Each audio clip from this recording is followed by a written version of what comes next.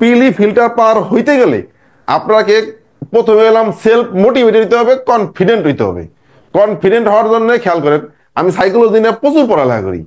এই জন্য সাইকোলজিকে আমি আমার চেষ্টা হইতেছে যে মানুষের, যেহেতু অ্যাজ এ কনসালটেন্ট আমি একটু জ্ঞান দেওয়ার চেষ্টা করি, জ্ঞান দিতে পছন্দ করি।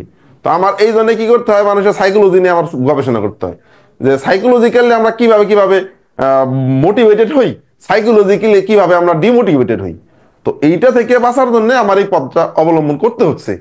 তো যেটা বলতেছি সেটার জন্য কি করতে হবে, আপনি যদি টেবিলের উপর থেকে সব বই ফেলে দেন, জাস্ট 9টা বই, খেয়াল করেন, তাইলে দেখেন আপনার মাথার ভার থেকে বিশাল চাপ কমে গেল, আপনার পড়া মানে লিমিটেড হয়ে গেল। আপনি সাইকোলজিক্যালি কিন্তু ডেভেলপ মানে একটু অ্যাডভান্স লেভেলে চলে গেলেন। মাত্র এই কয়টা বই, মাত্র 9টা বই, ওকে, তো খুব সহজ ব্যাপার। এরপর আপনি মনে করেন প্রতিদিন আপনার ইংরেজি, যেহেতু একটা কঠিন সাবজেক্ট ইংরেজি এবং গণিত, এটা আপনি টানা ধরে শেষ করতে পারবেন না, তাহলে ইংরেজি আর গণিত আপনি প্রতিদিন পড়বেন। মনে করেন ইংলিশের জন্য আপনার 2 ঘন্টা বরাদ্দ, গণিতের জন্য 2 ঘন্টা বরাদ্দ, 4 ঘন্টা বাদে আপনি একটা করে বই ধরেন। মনে করেন আপনি বাংলা ধরছেন, বাংলা ধরলেন, খেয়াল করেন, এখন কি করবেন, বাংলার বইটা শুরু করলেন।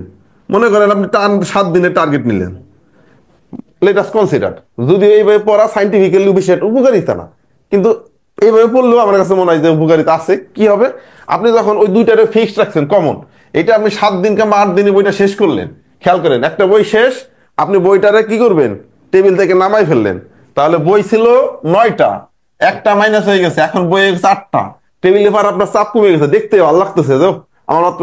এরপরে ধরেন আপনি বাংলাদেশ পড়লেন, 7 দিন 8 দিনের মধ্যে বাংলাদেশ শেষ করে ফেললেন, বই কমে গেল আরেকটা, বই এখন আছে 7টা। এরপর আপনি আন্তর্জাতিক পড়লেন 7 দিন, 7 দিন পরে দেখলেন যে আপনার বই আছে 6টা। এরপর আপনি বিজ্ঞান পড়লেন, মনে করেন বই আছে এখন 5টা। এরপরে আপনি এইভাবে যখন কম্পিউটার পড়ে ফেললেন, বই আছে আপনার এখন 4টা, আর 2টা বই তো ফিক্সড, এটা আছেই। তার মানে আপনার মূলত এখন বই আছে 2টা। তো এইভাবে যখন আপনি একটা করে বই পড়তেছেন, টেবিল থেকে নামাচ্ছেন, দেখবেন টেবিল ফাঁকা, মনের কাছে একটা ফ্রেশনেস কাজ করতেছে।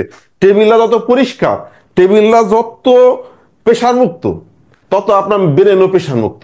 আপনি পড়তে গেলে আপনার শান্তি লাগবে। টেবিল এবার যখন একটা বই খুলে বসতেছেন, তখন আপনার যে ফ্রেশনেস, আর টেবিলে বইয়ের গাদি, একটা বই নিয়ে পড়তে পড়তেন, এটা পড়বেন ওইটা পড়বেন, আপনি সাইকোলজিক্যালি ডিসরাপ্টেড হয়ে যাবেন, পারবেন না এটা পড়তে, মানে আমার কাছে মনে হয়েছে। তো এবার দেখেন, আমি যেটা বলতেছিলাম, এখন ধরেন আপনি যখন এইভাবে পড়বেন, পড়লে আপনার বই যখন কমে গেছে, এখন একদিন টেবিল এবার কিন্তু দেখবেন যে অঙ্ক আর ইংরেজি বাদে, আর যদি এমন হয় যে এইটা শেষ করতে করতে 2 ঘন্টা করতে করতে আপনার এই দুইটাও শেষ হয়ে গেছে, খেয়াল করেন, এই যে 7টা বই, মানে এটা বাদ দিলে 9টা বই থেকে এটা বাদ দিলে 7টা বই, 7টা বই যদি 7 দিন করে সময় লাগে, 49 দিন পরে প্রতিদিন 2 ঘন্টা করে পড়ার কারণে আপনার ইংলিশ অঙ্ক শেষ হয়ে গেছে। তাহলে আপনার 9টা বই শেষ। এরপরে কি করবেন, এরপরে একটা করে বই তুলবেন, রিভিশন করে রাখবেন, একটা করে বই তুলবেন, রিভিশন করে রাখবেন। তাহলে দেখেন আপনি এখান থেকে এনে এখানে রাখতেছেন, আমরা টেবিলের নিচ থেকে উঠে এখানে রাখতেছেন, তাহলে আপনার 9টা বই, মানে দেখেন কনফিডেন্স, যখন আপনি এইদিকে তাকাচ্ছেন মনে হচ্ছে আমি তো অনেকগুলো বই পড়ে ফেলছি, আর যখন এইদিকে তাকাচ্ছেন দেখছেন আমার অনেকগুলো এখন আর অল্প কয়টা বই বাকি আছে।